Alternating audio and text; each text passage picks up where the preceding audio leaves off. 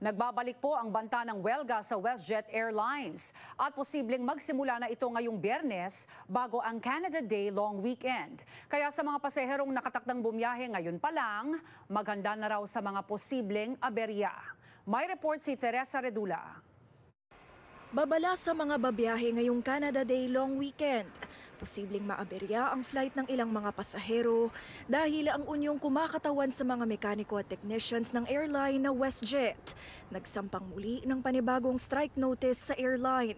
Ibig sabihin, you should expect that if the strike actually happens, there will be hundred thousands of flights being guests, travel plans being disrupted. Nitong nakaraang linggo lamang, nagbanta ang unyon ng strike pero binawi ng bumalik sa negosasyon ang magkabilang panig.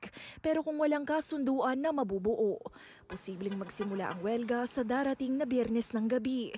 Kaya ang mga travel agency, doble trabaho ngayon. Sa agency namin, Manila Travel, marami kaming pasahero maapektuhan. We're bracing, of course, sa impending strike.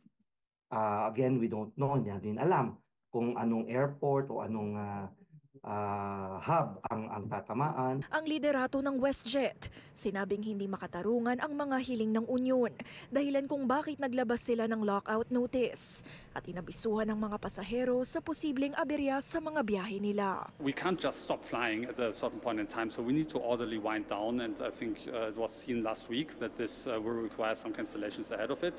If there's no resolution in sight, which I don't see right now, then first cancellations can be expected for tomorrow. Nababahala ang ilang mga nasa travel industry.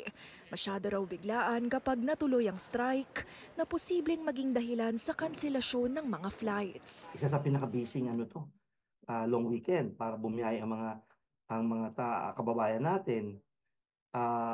Sira talaga schedule lahat. Yung mga plano, yung mga hotel booking, ang daming it's a domino effect. Napakaraming apektado at maapektuhan. Ang nakakalungkot nito, kung wala sila kasing yung insurance. Ayon naman sa isang air passenger rights advocate, posibleng eligible ang ilang customers na makatanggap ng compensation. If it does decide to lock out employees, it cannot rely on the provisions of their passenger protection regulations that would relieve it from the obligation to pay compensation because it's outside its control. So within its control, any company decides on its own whether they lock out its employees or not. Pero iba na raw ang usapan sakaling matuloy ang welga ng mga empleyado. The airline in that case would be required to rebook the passengers on its own or partners' airlines flights that depart within 48 hours of the original departure time.